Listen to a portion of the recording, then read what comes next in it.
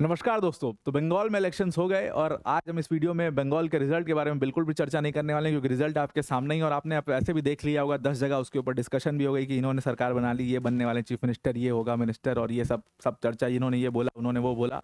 ये सब के ऊपर हम चर्चा थोड़ा नहीं करेंगे, बल्कि हम एक्चुअल में बंगाल के अंदर वोटर शिफ्ट के ऊपर थोड़ा ज़्यादा चर्चा करेंगे।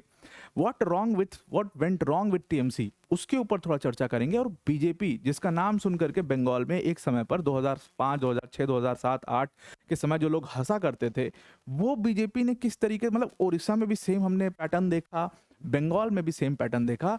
तो वो बीजेपी ने कैसे बंगाल के अंदर सेंधमारी की और सेंधमारी करते करते करते करते आज वो इस लेवल पे पहुंचे कि उन्होंने बाकायदे अपनी सरकार बना ली, एकदम क्लियर मार्जिन से, उन्होंने बहुत बड़े मार्जिन से, मतलब क्या अगर इस बात तो कहें कि खा गए टीएमसी को तो गलत नहीं होगा, उन्होंने अपनी सरकार बना ली। ओडिशा में भी यही चीज़ हमने देखा और बंगाल में भी हमने यही चीज़ देखा। उत्तर प्रदेश में भी एक समय पर मतलब बीजेपी का नाम सुन करके लोग हंसा करते थे और वहाँ पर आप देख ही रहो स्थिति। फिर हमने बिहार के अंदर देखा, सब लोग कह रहे थे बीजेपी नहीं आ पाई कभी बिहार में, बाकी ये आपस में नीतीश कुमार जी और लालू यादव जी के बीच में सत्ता घूमती रहेगी, लेकिन बीजेपी नहीं आ पाएगी कभी भी। वो बीजेपी जो है अब उनके सीएम बन चुके हैं बिहार में, चाहे जैसे भी तोड़ मरोड़ के बने वो बन गए हैं। तो आखिर बीजेपी ने बंगाल में ऐसा क्या गेम किया? खेला होबे, वहां पर कह रहे हैं खेला होबे परिवर्तन होबे, खेला हो गया और परिवर्तन वहां पर हो गया, उसको हम समझते हैं। तो रिजल्ट आपके सामने है, बीजेपी को क्लियरली 206 सीटें मिली हैं, टीएमसी के पास 81 सीट, कांग्रेस को तो खैर 2 seat, very poor performance as always.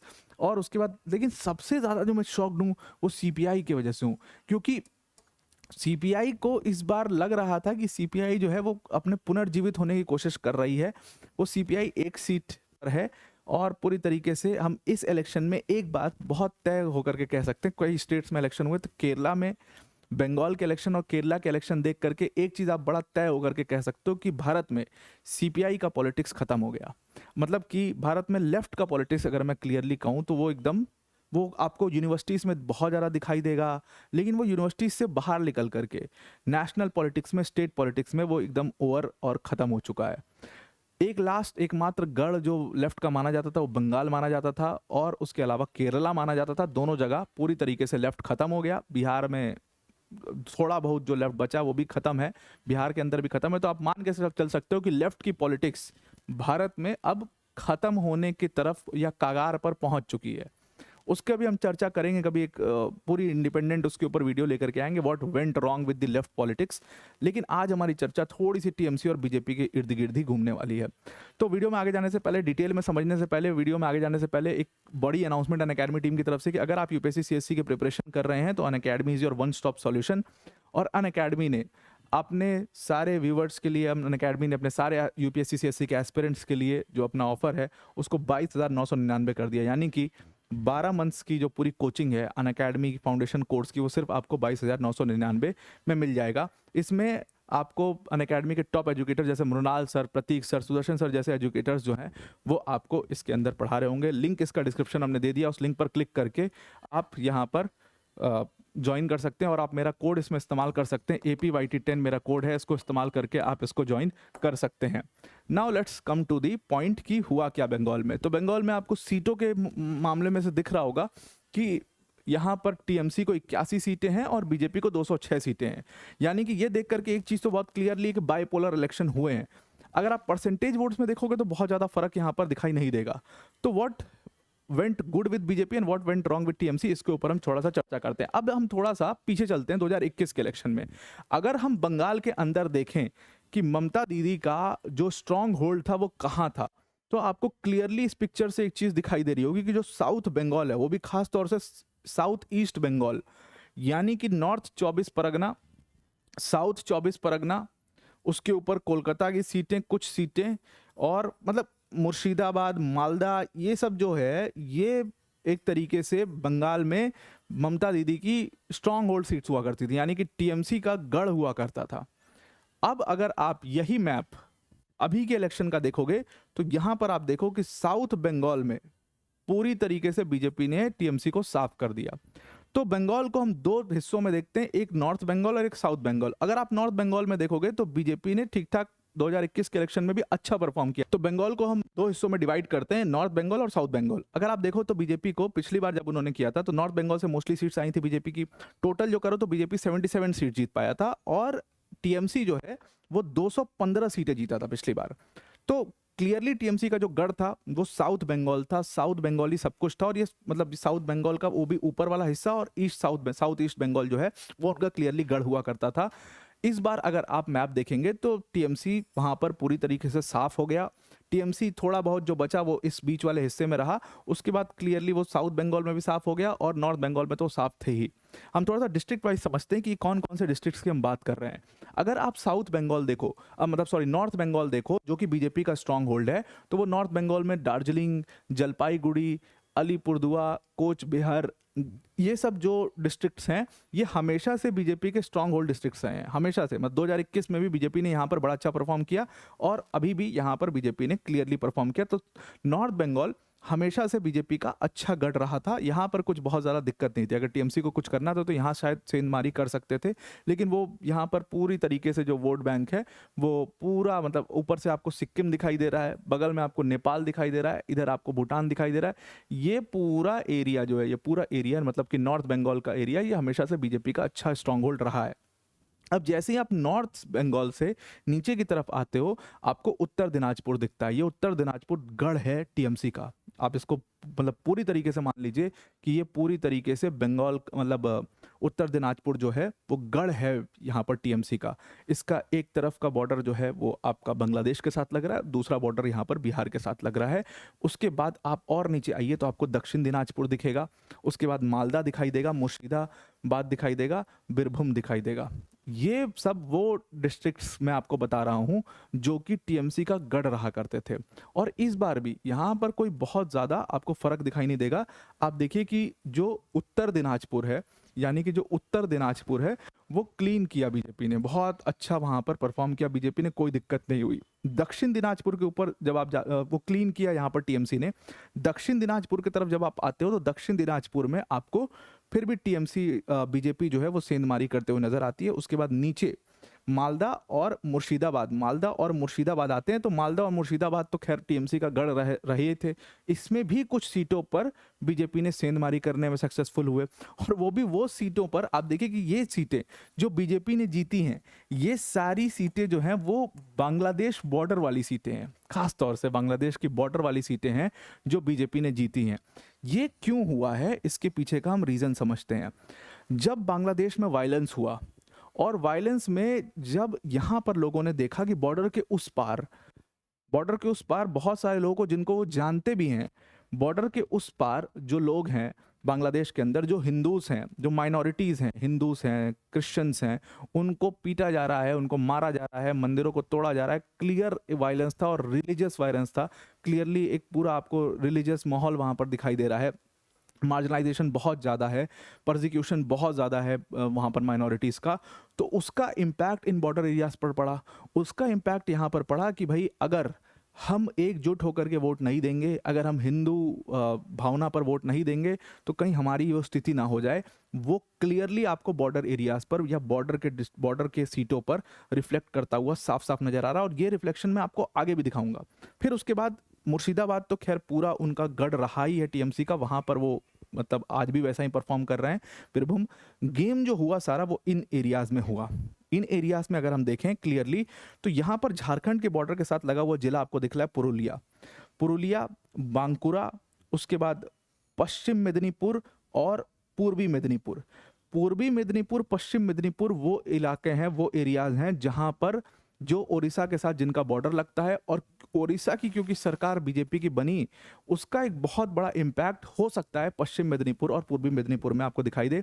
और इसीलिए इस पार्ट का, ये जो पूरा पार्ट है वो बीजेपी ने क्लीन कर दिया। मतलब यहाँ से टीएमसी को एक सीट भी बड़ी मुश्किल से जीतने दी, एक भी सीट टीएमसी यहाँ पर नहीं जीत पाया। अब जो पूरा साउथ बंगाल या साउथ ईस्ट बंगाल जो कि टीएमसी का गढ़ होता था, जहां से मैक्सिमम सीट्स आती थी, फिर से हम इस मैप पे आते हैं, साउथ ईस्ट बंगाल जहां से टीएमसी को मैक्सिमम सीट आती थी, और उसके बाद मेदिनीपुर जो पूरा पूर्वी मेदिनीपुर था, पश्चिम मेदिनीपुर था, जहां से उनको सीट्स आती थी, पूर्वी और पश्चिमी मेदिनीपुर, वो पूरा क्लीन हो गया। तो पूर्वी पश्चिमी मेदिनीपुर पूरा क्लीन हो गया। अब आते हैं साउथ ईस्ट बंगाल पर। वहां पर दो जिले आपको दिखाई देने, उत्तर 24 परगना और दक्षिण 24 परगना। उत्तर 24 परगना में बीजेपी ने क्लीन कर दिया इनको। उत्तर 24 परगना बहुत बड़ा जिला है, बहुत सारे डिस्ट्रिक्ट, बहुत सारी कॉन्स्टिट्यूएंसी उसके अंदर आती हैं, वहां पर भी बीजेपी ने क्लियरली, और अगेन सेम आपको चीज दिखाई दे रही है कि उत्तर 24 परगना का बॉर्डर कहाँ लग रहा है। उत्तर 24 परगना में अगेन बॉर्डरिंग जो है वो बांग्लादेश से हो रही है, बांग्लादेश का वहाँ पर इम्पैक्ट दिखाई देगा, तो उस वायलेंस का इम्पैक्ट यहाँ पर दिखाई दिया। उत्तर 24 परगना बहुत ही स्ट्रांग होल्ड एरिया हुआ करता था टीएमसी के लिए, ममता बनर्जी के लिए, वो क्लियरली पूरा क्लीन स्वीप मार दिया बीजेपी ने। दक्षिण 24 परगना में फिर भी ये लोग सीटें जो है टीएमसी की रही वहाँ पर। ऊपर आप आइए कोलकाता में, कोलकाता में भी बहुत अच्छा गेम हुआ, कोलकाता में भी टीएमसी जीतती थी, लेकिन यहाँ पर आप देखिए कोलकाता की ये सारी कॉन्स्टिट्यूएंसीज हैं, कोलकाता की कॉन्स्टिट्यूएंसी बेलघाटा, चौरांगी, इंताली, ये जो 3 सीटें हैं यहाँ पर टीएमसी जीत गई। लेकिन नीचे वाली जो 3 सीटें हैं, जोरान सांको, काशीपुर, मानिक तल्ला, ये सारी जो सीटें हैं यहाँ पर बीजेपी जो है वो जीत गई और टीएमसी को अच्छे खासे मार्जिन से हराया। एक सीट पर तो क्लोज थोड़ा था, यहाँ पर 5,000 लगभग 6,000 वोटों से जीते, लेकिन बाकी अगर आप दोनों सीटों पर देखो तो एक जगह पर 15,000 का मार्जिन रहा और दूसरी सीट पर भी कुछ 21,000 का मार्जिन वहाँ पर रहा। तो यहाँ पर भी बीजेपी ने बहुत अच्छा परफॉर्म किया और टीएमसी को वो पिछाड़ते हुए नजर आए। तो अगर हम डिस्ट्रिक्ट वाइज देखें तो साउथ बंगाल और नॉर्थ बंगाल दोनों में बीजेपी ने काफ़ी बेहतरीन परफॉर्म किया और बीच के कुछ एरियाज थे वहीं पर टीएमसी बची और वो भी इज्जत बचाने लायक सीटें बस ला पाई, दैट इज 81 सीटें। जो 81 सीटें आई वो भी इस वजह से आई क्योंकि वो उनका जो गढ़ था, जो बीच की सीटों में उनका गढ़ था, वहां पर वो उन्होंने मैक्सिमम स्कोर कर लिया और कुछ इधर दक्षिण 24 परगना और इन सब सीटों पर उन्होंने कर लिया, अदरवाइज उनकी स्थिति बहुत और बुरी हो सकती थी। तो what went wrong in this election, अब हम इसको परसेंटेज वाइज हम इसको नापने की कोशिश करते हैं कि परसेंटेज वाइज क्या हुआ। देखिए 24 परगना मैंने आपको कहा था ना, नॉर्थ 24 परगना में बहुत सारे कॉन्स्टिट्यूएंसीज आती हैं, बहुत सारी कॉन्स्टिट्यूएंसी, उसका तो नाम भी नहीं लगाया, लेकिन यहाँ पर भी बीजेपी आपको जीतते हुए दिखाई दी। बीजेपी का यहाँ पर और अच्छे खासे मार्जिन से 9,000 वोटों से यहाँ पर जीत रही है, यहाँ पर 34,000 वोटों से जीती बीजेपी। तो हुआ क्या, अगर हम इसको परसेंटेज वाइज देखने जाएं तो इस इलेक्शन के अंदर यानी कि 2026 के बंगाल इलेक्शंस में टीएमसी को 40% वोट मिले, विच इज नॉट लेस, बहुत होते हैं। और इसके बाद बीजेपी को 45% वोट मिले, मतलब अगर हम वोट मार्जिन देखें तो इसको राउंड ऑफ भी कर दें तो 6% का ये फर्क यहां पर दिखाई दिया। इसके अलावा टीएमसी को अगर सीपीआई एम को अगर हम देखें तो लगभग 4.5% वोट इनको मिले हैं। तो अगर आप वोट मार्जिन देखो तो बीजेपी और टीएमसी के बीच में सिर्फ 6% का मार्जिन है, लेकिन ये सिर्फ 6% नहीं है। अगर बाइपोलर इलेक्शंस होते हैं तो ये 6% सत्ता बना देता है या सत्ता बिगाड़ देता है, ये चीज़ हो जाती है 6% के अंदर। ये 6% बीजेपी को कहाँ से आए, 2021 के इलेक्शंस में बीजेपी को लगभग मतलब 35% 39% वोट मिले थे। बीजेपी को 39% एग्जैक्टली 38 पॉइंट समथिंग था, 39% वोट 2021 में बीजेपी को मिले थे। तो इसका मतलब जो इस इलेक्शन में उनका वोट परसेंटेज इंप्रूव हुआ है और वो 45 पहुंचा है, तो 6% का फर्क है, वो 6% कहाँ से आए। अब ये पूरा समझने वाली बात है कि यहीं पर सारी पॉलिटिक्स आकर के बंगाल की टिकी। ये जो पूरा वोट ट्रांसफर हुआ ये लेफ्ट की पॉलिटिक्स के कमजोर होने या लेफ्ट के खत्म होने की वजह से हुआ। अगर आप 2021 के चुनाव देखें तो लेफ्ट की पार्टियां जो है मिला करके, लेफ्ट की बहुत सारी पार्टियां, नहीं सीपीआई, सीपीआई का तो वैसे कोई बहुत बड़ा नहीं था लेकिन फिर भी पा जाते थे 1-8% वोट। तो सीपीआई, सीपीआई-एम, इन सबके वोट अगर मिला दूं तो लगभग ये तीनों का मिला करके 10% के करीब हो जाता था, और ये 10% के करीब हो जाता था, इसीलिए बीजेपी का ये 39 पर गाड़ी आकर के रुक गई थी। और क्योंकि बाइपोलर इलेक्शन हो रहा था तो टीएमसी वहां पर निकाल ले जाती थी अपना इलेक्शन। अब इस वाले इलेक्शन में यही फर्क हुआ कि ये जो पूरा 10% था ये गिर करके लगभग 4.5% पर आ गया और क्लियरली 6% सीधा जाकर के बीजेपी को प्लस हो गया। मतलब पूरा लेफ्ट का वोट +6 एकदम मैं कहूं क्लियरली चला गया बीजेपी के पास और बीजेपी ने अपनी सरकार बना ली। ये क्यों हुआ, लेफ्ट का वोटर सीधा बीजेपी को शिफ्ट क्यों हुआ, इसके पीछे रीजन था क्योंकि इस इलेक्शन के मुद्दे बहुत अलग थे। ये इलेक्शन जो है वो पॉलिसीज पर, वो मुद्दों के ऊपर ये इलेक्शंस मतलब बाय एंड लार्ज नहीं हुआ। 2 सेंट्रल मुद्दे थे, एक तो महिलाओं की सेफ्टी, एक तो विमेन सेफ्टी, बहुत बड़ा मुद्दा बंगाल में अंदर बन गया था। हमने कई केसेस देखे, लगातार नॉर्थ 24 परगना की वीडियो आई, फिर उसके बाद वो जेसीबी वाला केस हुआ, उसके बाद फिर वो RG Kar medical hospital rape case हुआ। बहुत सारे ऐसे केसेस आए जिससे वुमेन सेफ्टी एक बहुत बड़ा क्वेश्चन बंगाल में बन गई। दूसरा बहुत बड़ा रीज़न क्या रहा, दूसरा सबसे बड़ा रीज़न रहा बंगाल की गुंडई। क्लियरली जो है आप देखो कि बंगाल में टीएमसी के वर्कर्स जो है वो गुंडाई करते थे, जिसकी वजह से लोग डरते थे, लोग बोलते नहीं थे और लोग परेशान हो चुके थे। बहुत सारी जगहों पर बहुत सारा मीडिया ने कवर किया। एक तो हाउस जो कि सर्वे करता था, जो अपना एग्जिट पोल देता था, उसने कहा हम एग्जिट पोल दे नहीं सकते क्योंकि लोग बोलने को तैयार नहीं है। वो डर जो था लोगों में वो साफ साफ शिफ्ट हुआ बीजेपी के लिए, क्योंकि लेफ्ट के वोटर्स को ये समझ में आया कि भाई देखो लेफ्ट की सरकार तो नहीं बननी, अगर लेफ्ट की सरकार बननी है नहीं, कोई चांस है नहीं, कोई मतलब लेवल प्लेइंग ग्राउंड ही नहीं है लेफ्ट के लिए, लेफ्ट की पॉलिटिक्स खत्म हो चुकी है, लीडरशिप नहीं है कोई खास, तो लेफ्ट की सरकार तो बननी नहीं है। That's clear, very very clear. तो अगर लेफ्ट की सरकार नहीं बननी और फिर से और हमें सरकार बदलनी है क्योंकि ये फिर हमें पीटेंगे और टीएमसी वाले आ जाते हैं, तो टीएमसी जो है वो चरम पर अपनी गुंडाई करेगा। तो कहीं ना कहीं हमें अगर टीएमसी को हटाना है तो बीजेपी को वोट करना पड़ेगा। So they went and they clearly picked BJP on every each and single seat. यानी कि बीजेपी के कैंडिडेट्स, जो कि जब बोला जा रहा था, अब कैंडिडेट्स की लिस्ट निकाली गई थी कि बीजेपी के बहुत कन्विंसिंग कैंडिडेट्स कोई नहीं है, या कोई बहुत फेस बीजेपी चुनाव नहीं लड़ रही है, जो कि हर स्टेट में वो करते हैं, कोई फेस वेस नहीं लेकर के आते हैं। हालांकि शुभेंदु अधिकारी एक बहुत बड़े फेस थे, लेकिन वो बहुत ज़्यादा फेस पर फोकस नहीं करते हैं। बीजेपी अपना पूरा सेंट्रल टीम को लगा देता है कि एकदम बिल्कुल जाओ प्लांट कर दो। तो आप देखो अमित शाह वहाँ पर पूरी तरीके से मौजूद हैं, मनोज तिवारी को भेज दिया यहाँ से, अमिताभ ठाकुर जो है, मतलब जितने लोग भी हो सकते, अनुराग ठाकुर सॉरी, जितने लोग भी हो सकते हैं वो सारे वहाँ पर पहुँच करके बिल्कुल प्लांट हो गए थे। और हर तरीके से धर्मेंद्र प्रधान उड़ीसा से सीधा पहुंच गए वहाँ, तो पूरी तरीके से लोग फील्ड अपना बना लिया था उन लोगों ने, और वो वहाँ पर पूरी सेंट्रलाइज्ड एकदम उनकी एकदम पॉलिटिक्स जो है वो चल रही थी। और गुंडई जो थी पूरी टीएमसी की, उसके खिलाफ ये चुनाव ये लोग लड़ने की कोशिश जो है वो कर रहे थे। वही चीज़ जो है, इसीलिए ये 6% क्लियरली जाकर के यहाँ पर शिफ्ट हुआ। और ये साइलेंट वोटर होता है, जैसे बिहार में हमने देखा, ये साइलेंट वोटर एक कुछ नहीं बोलेगा। बिहार में हमने सेम चीज़ देखी कि गुंडागर्दी, डर कि अगर आरजेडी आ गई तो क्या होगा, ये जो गुंडई है ये खुलेआम होगी और फिर ये हो जाएगी, तो लोगों ने जाकर के कि भाई बीजेपी नहीं यार, बीजेपी को ही देते हैं, नहीं यार नीतीश कुमार जी को ही देते हैं। वही क्लियरली बंगाल में भी गेम हुआ और इसीलिए टीएमसी की स्थिति जो है वो इतनी खराब हो गई। ममता बनर्जी और अभिषेक बनर्जी के बीच का जो पूरा फूट था, जो पूरी दरार थी, बीजेपी ने कहीं ना कहीं उसको ही बुनाने की कोशिश करी। उसके बाद हुमायूं कबीर को जो बोला जा रहा था कि हुमायूं कबीर का जो ऑडियो लीक हो गया था इसकी वजह से इनका खत्म हो जाएगा, हुमायूं कबीर दोनों सीटें जीत गए अपनी। तो आपको ये बात समझनी पड़ेगी कि बीजेपी जहां पर भी, जिस भी स्टेट में पूरा गेम करती है, वो वुमेन सेफ्टी, बॉर्डर सिक्योरिटी, इन चीज़ों को मुद्दा बना करके करी और उनको क्लियरली 6% का वोट यहाँ पर मिला।